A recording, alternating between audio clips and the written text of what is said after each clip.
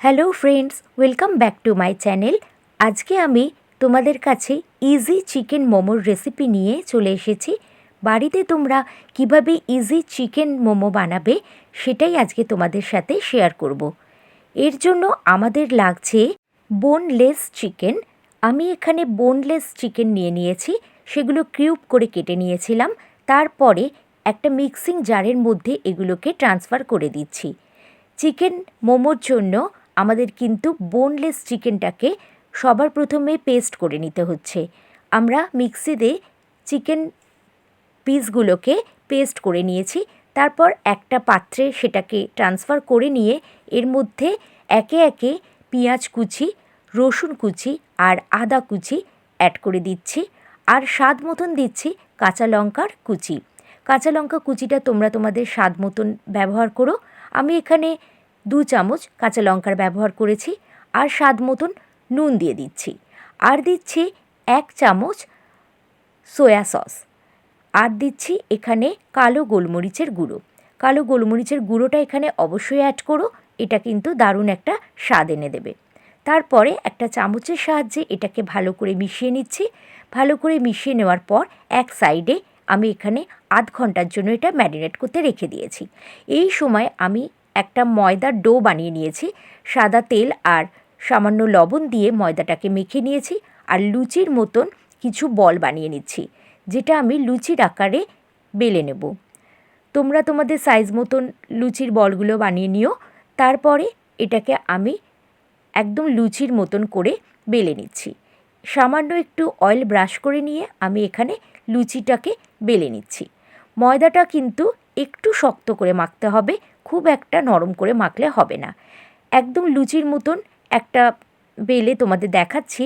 এখানে আমি 1 চামচ মতন চিকেন কিমাটা দিয়ে দিচ্ছি। এটা আধ ঘন্টা রেস্টে রেখেছিলাম। তারপরে চামচের সাহায্যে 1 চামচ পুর এখানে দিয়ে দিচ্ছি। পুরটা দেওয়ার পর একটু হাতের সাহায্যে এটাকে মুড়ে নেব। তার জন্য কোনো রকম জলের ব্যবহার করতে হচ্ছে না। মোড়াটা তোমরা 2-1 বার দেখে নিলেই, তোমরা প্র্যাকটিস করে নিলে এটা সহজেই মুড়ে নিতে পারবে। খুব সহজ পদ্ধতিতে একটা মোমোর র্যাপিং দেখাচ্ছি। একটু প্লিট করে নিয়ে একটা সাইড, তারপরে আর একটা সাইডের সাথে জুড়ে দিচ্ছি। এইভাবে প্রত্যেকটা মোমোকে আমি বানিয়ে নিয়েছি। তোমরা তোমাদের পছন্দ মতন মোমোর শেপ দিতে পারো। আমি প্লিট করে নিয়ে একটা সাইডের সাথে জুড়ে একটা শেপ বানিয়ে নিলাম। তারপর ভালোভাবে মুখটা সিল করে দেবে যাতে না পুরটা বেরিয়ে যায়। এইভাবে যে কটা মোমো তুমি বানাবে সেই কটা মোমোই তুমি এরমভাবে বানিয়ে নিও।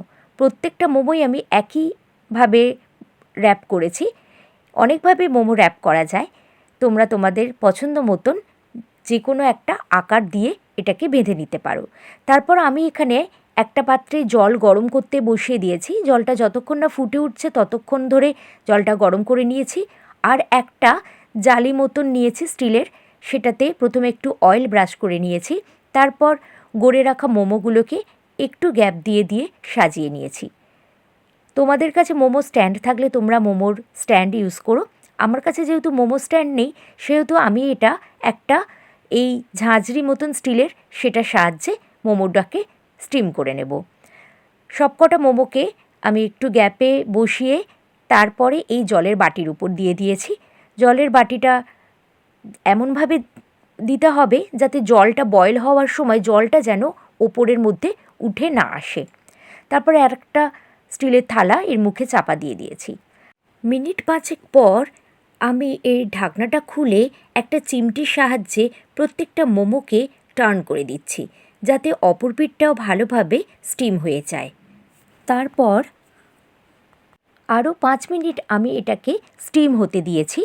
স্টিম হয়ে যাওয়ার পর এটা একদম রেডি হয়ে যাবে।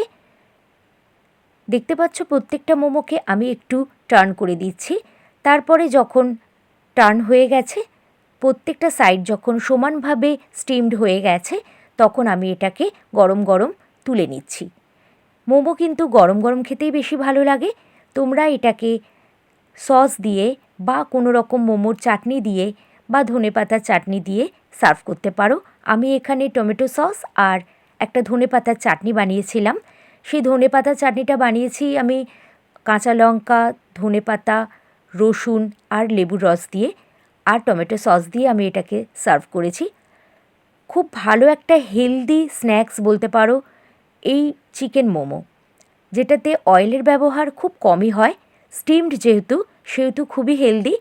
আর ভেতরে যে চিকেন কিমাটা থাকে সেটার পুরটার সাহায্যে এত ভালো একটা রেসিপি তৈরি হয়, না খেলে কিন্তু তোমরা বুঝবে না।